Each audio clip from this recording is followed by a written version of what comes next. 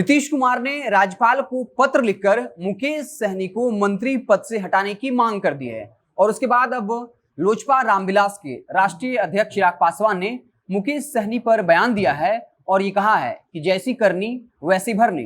दादे की पत्रकारों से बात करते हुए चिराग पासवान ने कहा कि ये एनडीए का अंदरूनी मामला है कि आखिर मुकेश सहनी और बीजेपी के बीच में क्या बातचीत हुई थी। हम इस पर कुछ टिप्पणी नहीं करना चाहते हैं।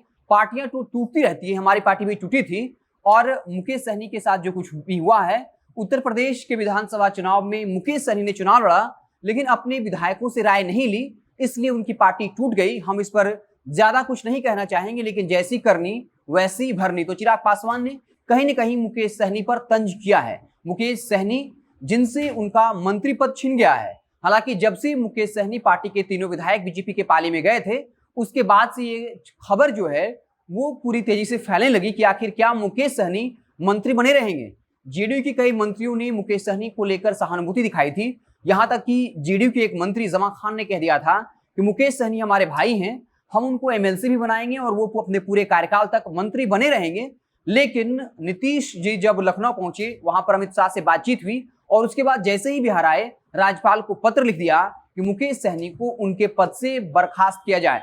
यानी मुकेश सहनी जो है अब मंत्री नहीं रहे हैं और 21 जुलाई को उनका कार्यकाल खत्म हो रहा है। अब इस बात की बहुत ज्यादा संभावना है कि वो शायद अब एमएलसी भी ना रह पाए, क्योंकि जिन 7 सीटों पर चुनाव होना है, क्योंकि 21 जुलाई को 7 सीटें खाली होने वाली हैं, जिसमें बीजेपी के खाते में 3 सीटें जाएंगी, जेडीयू को 1 सीट मिलेगी, आरजेडी को 2 सीट, अन्य को 1 और जेडीयू के खाते में 1 सीट जाएगी। तो अब इस बात की पूरी संभावना है कि मुकेश सहनी अब एमएलसी भी नहीं रह पाएंगे, क्योंकि 21 जुलाई को उनका कार्यकाल खत्म हो रहा है। हालांकि जेडीयू की तरफ से लगातार सपोर्ट दिखाया जा रहा था।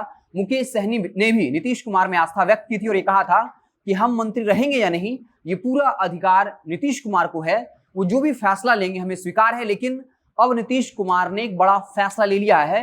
कहा यह जा रहा है कि जेडीयू नहीं चाहती थी कि मुकेश सहनी को मंत्री के पद से हटाया जाए, लेकिन बीजेपी के दबाव में आकर नीतीश को एक बड़ा फैसला लेना पड़ा है और राज्यपाल को पत्र लिख दिया है और राज्यपाल ने उनके इस अनुशंसा को स्वीकार भी कर लिया है।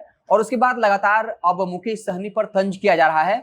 आरजेडी ने कहा कि मुकेश सहनी ने आरजेडी पर यह आरोप लगाया था कि उनके पीठ में खंजर मारा गया है, लेकिन बीजेपी वालों ने सीधे सीने पर खंजर मारा है और मुकेश सहनी लगातार लालू यादव की प्रशंसा भी करते रहे हैं और नीतीश कुमार की प्रशंसा करते रहे थे। लेकिन नीतीश कुमार ने कहीं ना कहीं एक बड़ा फैसला लेते हुए उन्हें मंत्री पद से हटा दिया और चिराग पासवान ने एक बड़ा बयान दिया और ये कह दिया कि जैसी करनी वैसी भरनी। ये भी कहा कि हमारी पार्टी को तोड़ दिया गया, अब क्या कुछ बातचीत हुई है ये मुकेश सहनी और बीजेपी का अंदरूनी मामला है, हम इस पर कुछ ज्यादा टिप्पणी नहीं करेंगे।